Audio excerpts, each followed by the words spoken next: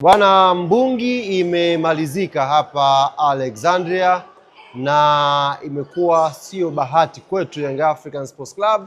Tumefungwa goli 2-0 na matokeo haya yametusalia pale kwenye nafasi yetu ya pili na Ahli amekwenda juu kwa alama 7.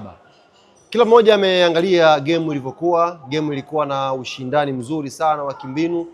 Game ilikuwa na ushindani mzuri sana wa quality, na vijana wetu niwapongeze sana players wote wa Young African Sports Club, na naamini kila mwanachama wa Young African Sports Club atakuwa anajivunia jasho, akili na maarifa ambayo wameyaonyesha wachezaji wetu kwa dakika 90.